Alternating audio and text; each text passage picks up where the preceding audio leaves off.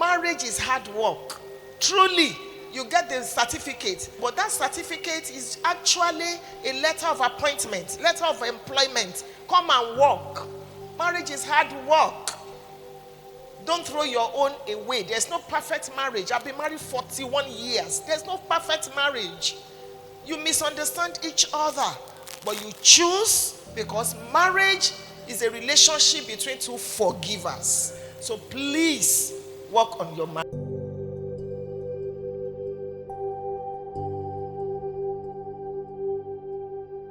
Let's talk about family.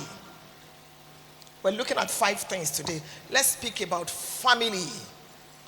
Barrister Yenake, I won't give you questions. Just tell us what you know or what you want us to understand or learn about family. Single, married, divorced, separated, widow. When Papa was celebrating his birthday, I had the privilege to speak on this altar, to preach and bring the word. And I was talking about 3 success secrets of Bishop Adejumo. And one of the secrets I mentioned is the choice of a wife. One of the things that has amplified Papa's assignment is Mama. Clap for me.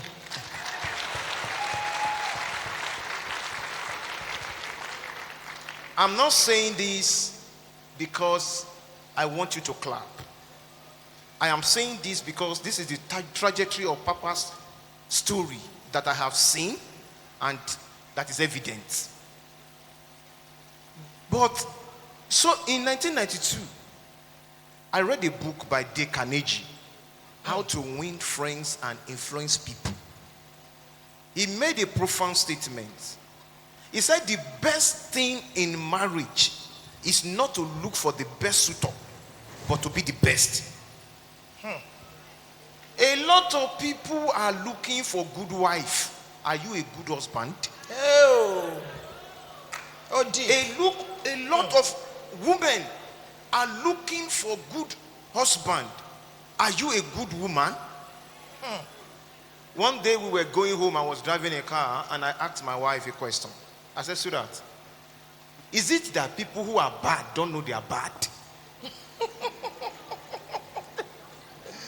I'm saying this because I have handled over 50 cases on divorce. I'll see people who once loved each other and they turn to enemies. Let me tell you, the worst case you can see on earth is divorce cases. Recently I said, even I will not be doing this kind of case again. Because the 2 people will become enemy of each other and they will become the enemy of the lawyer. They can hunt you. Even the cases that bring money, they don't hunt you. But the one that does not bring money like divorce is the one that will hunt you. And they will begin to speak ill of you. Now, when I listen to the people, the husband will be saying something and will be saying it as if she's the one that is righteous. The wife will be saying her own. And they will be feeling, the 2 people will be feeling the victim. And I have come to the conclusion that a lot of people go into marriage unprepared. Unprepared. We were handling a marriage ceremony in our church. And I asked the guy, I said, I know your field. How many books have you read in your field? He said, so many. I said, how many books have you read about marriage? He said, none. When you are getting married, you are given a certificate. In law, we call it presumption. That certificate raises a presumption that you know about the journey. Every school you go to, they give you a certificate at the end of your course. But in this one, they give it to you because it is presumed you are prepared and that you know. But a lot of people are marriage illiterate. When your wife talks or raises her voice, it is not necessary or needed for you to also raise your voice. 2 people cannot be mad at the same time. You become a woman when your woman is talking and you are talking. You are shouting.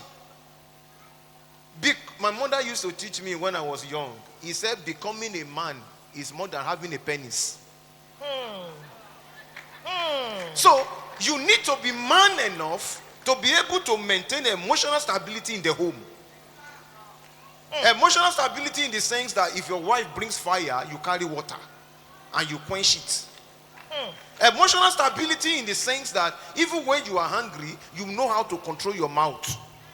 I was telling them in my church, I said, I've been married for almost 19 years. I have not said to my wife once, you are stupid. Not once. Because when I'm angry, I don't know that there is a mechanism that closes my mouth. And that is what is called man. So we must consciously work on ourselves. A man said, Jim Rohn, he said a lot of people work on their work. They don't work on themselves. He said learn to work more on yourself more than you work more on your work. If you work more on yourself, you will become the best at home, the best at work, and the best in church. Thank you, man. Come on.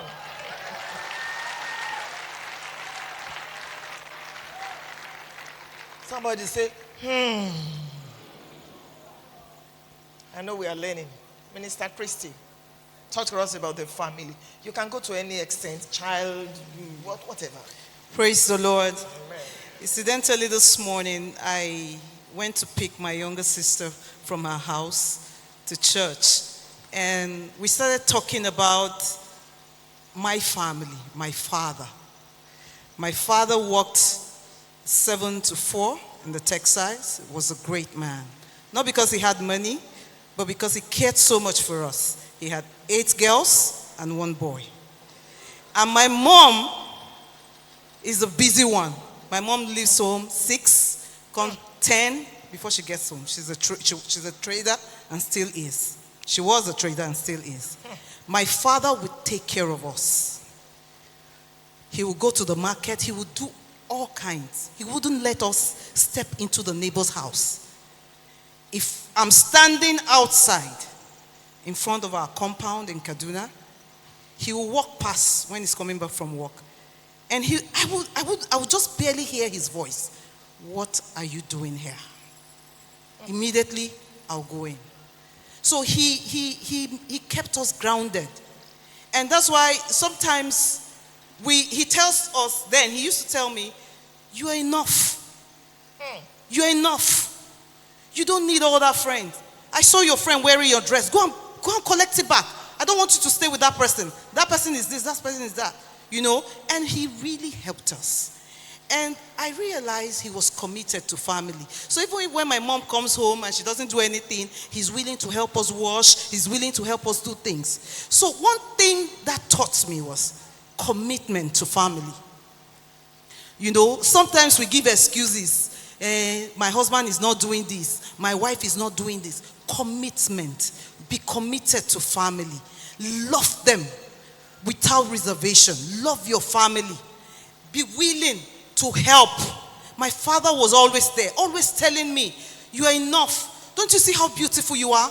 So look at you, you know. I don't want you to go to this place. Don't do this, don't do that. And he really helped me. He really helped. My father would literally give me his salary. When he collects his salary, he would give me his salary, say, go and trade with it. Because I always loved to trade, right from when I was in secondary school. He said, trade with it. I'll collect this money from you in 2 weeks. So he taught me discipline. He taught me how to live. He taught me how to conduct myself in public. So if you, as a parent, will put in more time, your children will come out better. They will come out confident. They will love themselves. It's important as a parent to be committed to your family, committed to your children, be willing to sacrifice and love your family, love your spouse, irrespective of their weaknesses, in spite of their weaknesses, love them. My father loved my mom. I used to wonder, by the time I grew up, I would say, my mom would not even cook for us. I was telling my younger sister this morning, I said she will not even cook. She will not cook. And we started cooking very early. She said she's tired. She comes back from work, she's tired. She wants, she's just tired. And my father will not complain.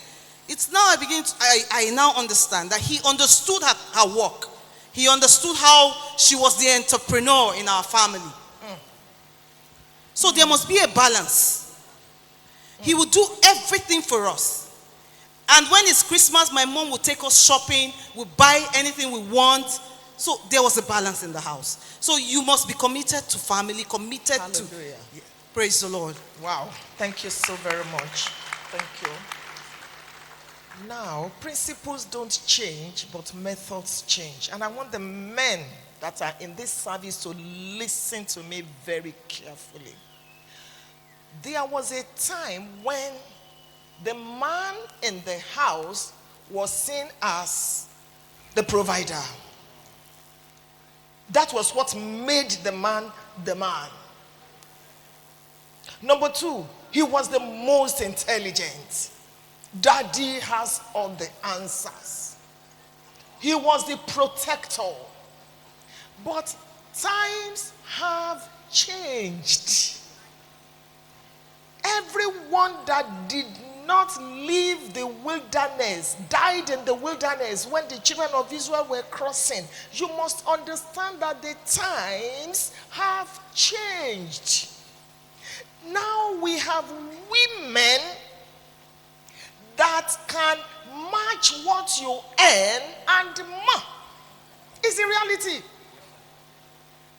Some women now have more money than their husbands. Some women are now very intelligent because fathers are sending their daughters to good schools, home and abroad, investing. In fact, some fathers are telling their daughters, if the man maltreats you, I'll be waiting for you at home. They will even tell the man, I have given you a full package. The day you stop loving her, don't tamper with her. Don't beat her. Just send her back to me. Men are rising up because there is a move of God that is targeted at the female species. And it is in preparation for Jesus' second coming. Get it right. So if as a man, all you have to lead is money. I bought the tickets to Dubai. Your wife will ask you, how much is your salary? I can pay you. This is the reality of the times we are in now. Every woman is wired to look up. It's not every man that has real, correct money now more than women. That's the truth. Some women are providers. Some women are very intelligent.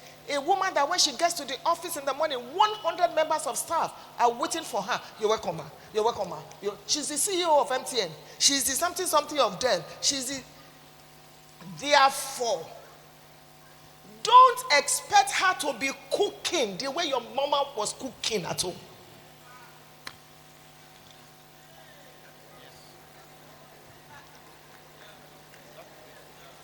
I'm an African man. I eat only homemade food. Uncle, wake up. Wake up. You better microwave your food. And I'm not teaching insurrection. I'm not teaching disobedience. I'm telling you the realities that we have now. A woman that has gone to the office, she's the something of CBN. She has done this, she has done that, and all that. And then she comes back home. You want to sleep with her, and you still want her to be sneezing and cooking food. Wake up. Get a chef. Am I saying something sensible here? Get a chef that will cook for you. If my husband were to be here, he will tell you what I'm talking to you about now. He will say, do I want to kill you? Can I just give you a rundown the last 1 week of my life? Let me just give you a rundown. I left Nigeria Wednesday night, British Airways, 11 p.m., 10:55. I got to London 6 in the morning. I ran to the lounge, showered, and took off to go to New York. I landed in New York and spent 2 nights in America. Flew back. Ran to submit my assignment in school. Left for Lagos to preach. Got back yesterday. When I got back yesterday, My driver drove. I was begging God, please, Lord, preserve us. Because I needed to be in school at 11 a.m. Judges were coming from town, and it was part of our continuous assessments. And I was leading the team, 2 teams, defendants and claimants. Thank God we won. We won. My group won. I had to take care of 80 children in the class, get them their food, because I'm the only elderly woman there. So I tried to play that role too. Got home around 6. My husband was asking, what do you want them to prepare for you? That's a correct man. That is a correct man. Not a man that will say, I make it tea and it is pounded yam I will eat. Plus, FFA. I don't eat food from house helps. Uncle, wake up. This is 21st century. Before you get married, know who you want to marry. If you want to marry a full-time housewife just to be giving birth to children for you, that's fine. We will cook for you. In fact, we will cook for you. Food will be coming out of your nostrils. If you are going to marry a career woman, an intelligent woman, my husband was telling me this morning, can you imagine the excellence? He told me he was speaking to you, you know. Can you imagine the excellence that you have put into this marriage and into this marriage just this morning? And he was showing me, look at our room. Danny, just look at these center tables. Look at what you have done. If you want to marry, he said to me, you are very creative. Will he kill me because of pounded yam? You like food that much? So go get a chef. And who says you can't cook, uncle? Who says you can't cook? It's a mentality. I don't want to keep talking about my uncle. He's also a correct husband. I lived with him. I saw him. Even when he was not born again. My uncle will pound yam for us. We were in fellowship, he wasn't born again. After pounding the yam, he has put it down. He will not be angry. I've been waiting for us. You went to serve God, Abi. You come and meet me here. But today he's born again. He's a pastor. So you see, marriage. Know who you want to marry. Are you ready to pay the price? Do you want a full-time housewife? If you want a career woman, both of you sit down and arrange. Barrister is here. I've been to his wife's place now. You don't want to marry a drag. So you cannot be slapping your wife and beating her, and then you are now talking when you get to the lawyer. She doesn't cook, she doesn't wash, your wife should be washing for you. Your mother didn't teach you how to wash. Did you marry a house help? Go get a washing machine now. I know I'm a bit hard this morning, but it's the truth. It's the truth. How did we even get here? Family. Mr. Bimbo, anything on family? Thank you, Mom. Yes.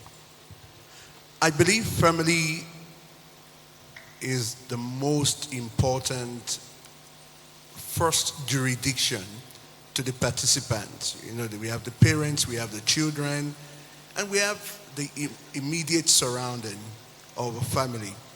And when people take their place, and I like what Mommy said, don't be old school that this is who should do this.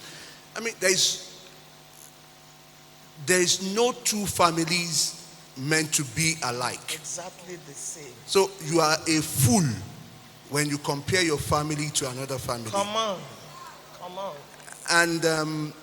And you see, this is one of the things that I was a fool growing up.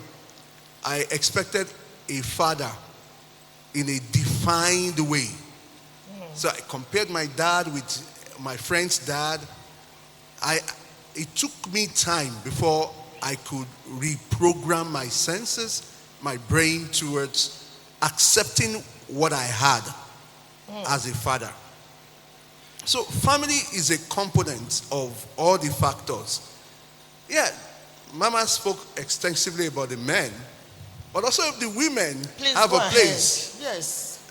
You that will take money from your husband and will not return change. Heaven is waiting for you. Mr. Way, You see, as women, we have the ministry of spending your money. It's our calling. We don't need to be accountable. We say now, change when there is enough accountability. True.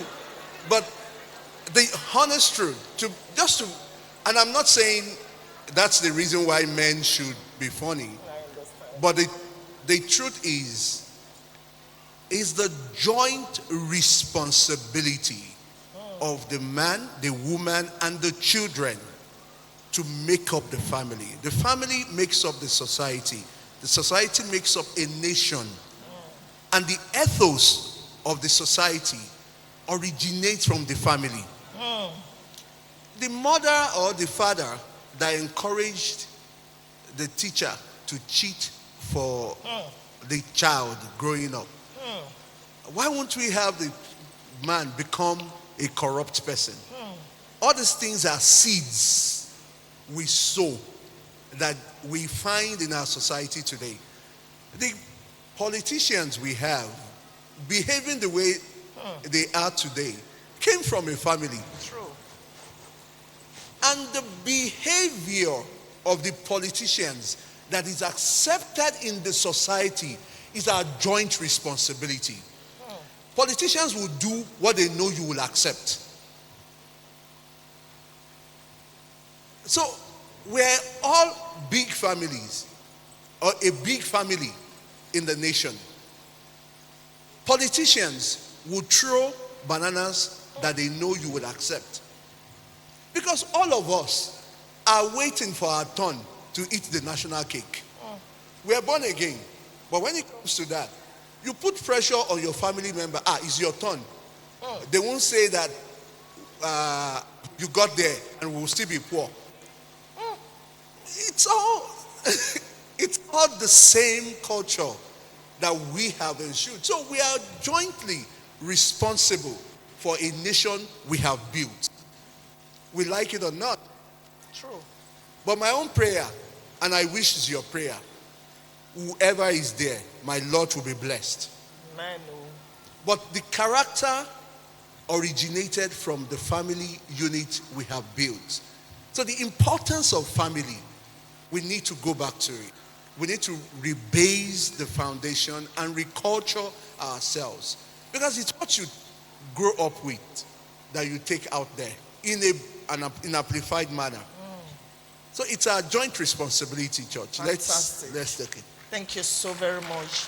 Thank you. I must say this publicly. I love the way Mr. Weye relates with his children. I've watched him for close to 40 years that I've known him. He's lived with us as a little secondary school. Were you in secondary school when you started living with us? He's a big man now. Even me, I'm respecting him, And I watched him get married. But one thing I love about him, one of the things, is the way he relates with his children. It is amazing. We need to, was it here I said it, that my husband and I, we went to South Africa. We got to this hotel, and there was this scroll. This scroll. They put it where, when you come in as a guest, you will see it. So we picked it up and unscrolled it. They wrote there, we did not inherit this from our fathers. We borrowed it from our children. And the place is beautiful. As in beautiful. I said all that to say that even if you didn't grow up with it, even if your father was not, or is not an example, stop perpetuating that evil. I asked my husband, my father-in-law was a king. He had 4 wives and 19 children. And I said to my husband, where did you learn how to treat a wife this way? Why are you so loving? Why are you not charging at me? Why are you not calling me names? Why are you so kind? He said he intentionally decided to put a stop to that evil.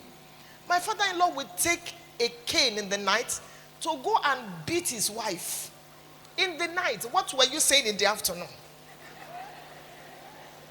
Because that's an African Oba, African traditional ruler. And for my husband, he has really tried. So let's stop. Whatever you see in your mentor or in your parents or in your own family that should not be, then correct it. Don't look like your father. It's adultery. Don't do it. It's how not to raise a child. Don't do it. It's your family. My father-in-law had to change his name. We don't bear the general family name. Alawode. We bear Adejumo. Adejumo is my father-in-law's name.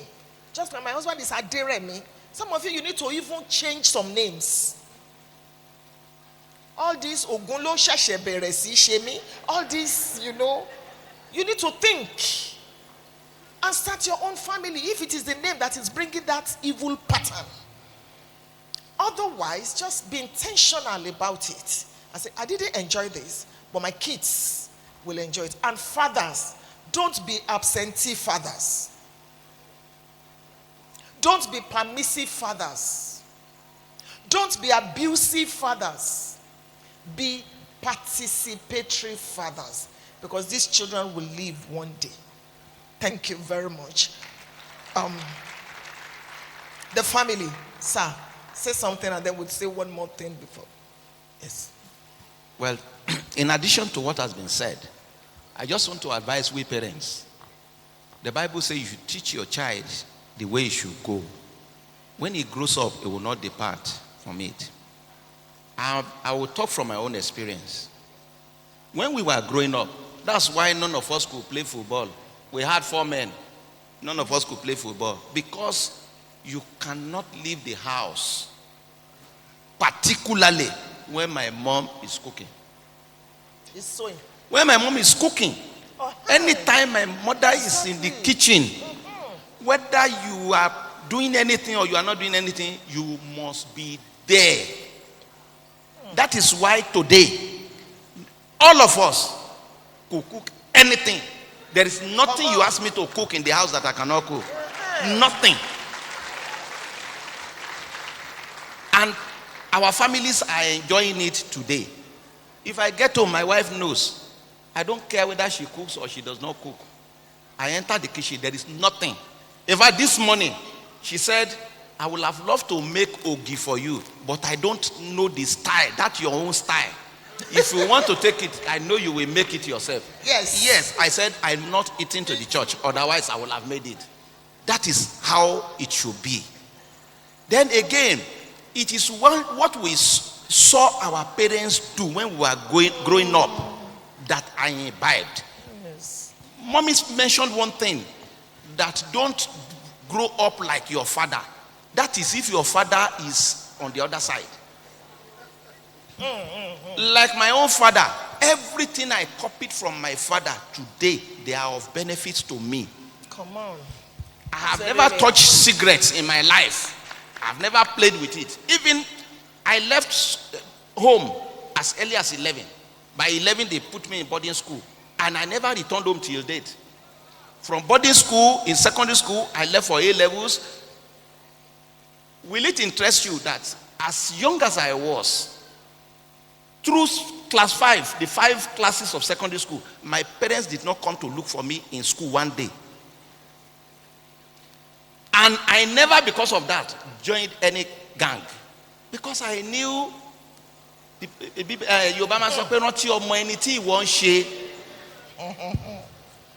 what will my father do? What will my father say? My father never beat any of us before. Until he died, he never raised his hand to beat any of us. But if you do anything that is wrong, and my mother say, I will report you to your father when he comes, then you know you are in trouble. That was the way we were brought up. There was fear of God, all of us. He trained us well. Throughout my A-levels, in fact, when I went to the university, they didn't even know where my school was, let alone coming to look for me. So, but these days, there was a day when one of my children was in FFA Matrix University. When she was doing her master, she had her first degree there and she did her master's there. Anytime I come to look for her in school, say my friends are always making fun of me. They said, maybe your father thinks you are still a baby. I said, in the hands of the parents, children are always babies. If I get home today, if I still get home, if I meet my mother sweeping, I will collect the broom from her. Or if I get home and I see that our sitting room is dirty, I will immediately get up and sweep everything. Because that is the way she brought us up. Glory. So please, parents, don't spoil your children. Like the story of somebody that I saw on social media. The mother was sweeping. When she got to where the son is, the son raised up his leg. The son raised up his leg so that the mother can, and you can trust an African mother. The mother used the broom to beat him very well. So you are stupid. So thank you, sir. Thank you, mommy. Thank you. I love what Mr. Weye said. The families are unique. No two families are the same.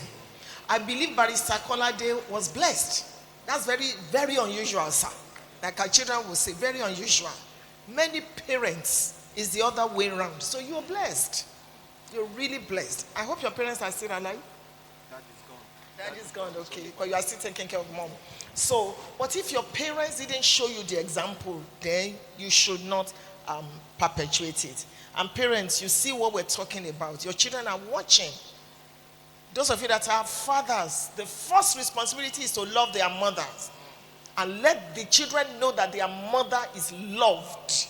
If you're always shouting at your wife, slapping her, you are telling your son without even telling him that this is how to treat a woman. And those of you wives that before your husband says one, you have said 50. You don't respect the man, you dishonor him. You'll be hiding money inside mattress so that your husband will not find out. You will serve your husband 2 pieces of meat and put 5 under your own amala. You know those kind of stupid things. It's a sign of poverty. Poverty. Or you'll be inflating figures for your husband. I bought it 3,000, but you not tell your husband it's 30,000. If you go out now, you know the man will not go out. That's not right. It's dysfunctionality. And that's because you don't have your own money or you are greedy. So let's learn. And those of you that are single, we've not forgotten you. Barrister Ayenake has mentioned it. Choose well. Marriage is beyond sex. Nobody has sex in marriage 24/7. If I can just get married, I'll be having sex. It's a lie. Nobody loves 24/7 in marriage. There are days you will not feel like loving. You're too busy. Your brain is just, and there are days you will not feel loved. So that's not what determines marriage. Choose well. Choose rightly. Let God guide you. Do you like the person? Do you love the person?